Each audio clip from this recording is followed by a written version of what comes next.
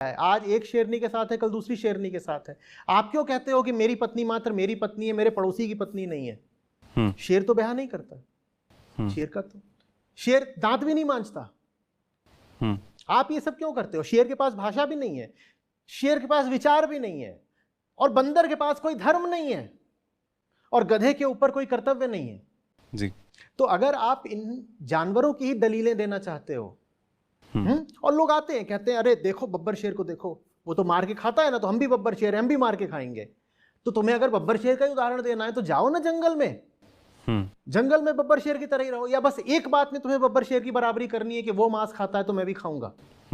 बब्बर शेर, मैंने कहा था एक बार, लोगों को बड़ा मजा आया, मैंने कहा बब्बर शेर तो चड्डी भी नहीं पहनता, तुम कहे ये पूरा चड्डीबाजी और जो भी पहनते हो पूरा ऊपर से लेके नीचे तक काहे पे घूम रहे हो? तुम भी नंगे हो जाओ बब्बर शेर की तरह।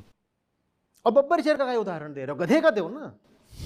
प्राकृतिक तौर पर तो सिर्फ बब्बर शेर ही नहीं जीता है, गधा भी पूरा प्राकृतिक है। तो बोलो मैं गधा हूं, और जैसे गधा जो मन में आता है चरता है, मैं भी चरूंगा।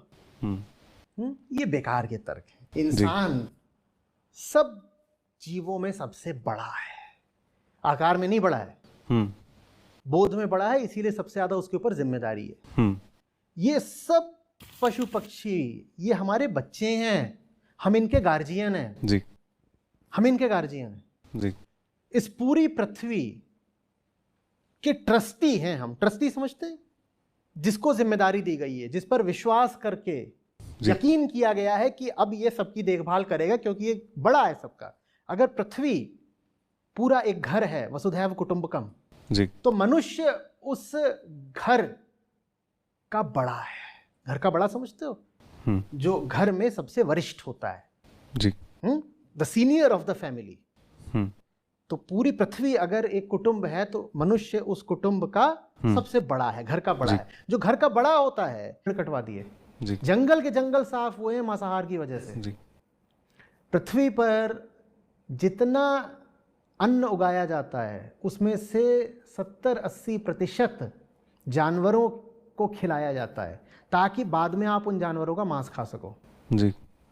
माने पृथ्वी के जितने क्षेत्र में, एरिया में खेती हो रही है, उसके 70% मांसाहारियों के लिए खेती हो रही है। वो अन्न इंसान कभी नहीं खाता, वो अन्न जानवर खाता है, ताकि आप उस जानवर का मांस खा सको। जी। ये बात लोगों को बहुत चौंकाने लगी। ये लोग जानते ही नहीं है, क्योंकि हम कभी ध्यान ही नहीं देते कि हमारी प्लेट पर जो मांस रखा हुआ है, वो मांस कितना ज्यादा महंगा है। वो प्रकृति और पर्यावरण की हत्या करके आ रहा है, बिल्कुल जी। और उसमें जो छुपी हुई कॉस्ट्स हैं हमें पता ही नहीं होती जी। और अभी मैं हेल्थ कॉस्ट्स वगैरह की तो बात ही नहीं कर रहा, अभी सिर्फ एनवायरमेंटल कॉस्ट्स की बात करनी शुरू की है और आगे जाएगी अभी दूर तक। जी। मेरे पास कुछ डेटा है जो मैंने खुद रिसर्च करी थी, इसमें मैं आपके सामने रखना चाहूँगा। ये कहा जाता है कि जो एक मीट ईटर है उसकी जो डाइट है उसके लिए 17 टाइम्स ज़्यादा लैंड चाहिए, 17 गुना उसके लिए ज़मीन चाहिए, 14 गुना उसके लिए पानी चाहिए। ये भाई ये सब बातें ना, जब ये वीडियो पब्लिश करना तो स्क्रीन पे बड़ा बड़ा लिख देना ये सब कुछ, ताकि लोगों के दिमाग पे ये डेटा छप जाए।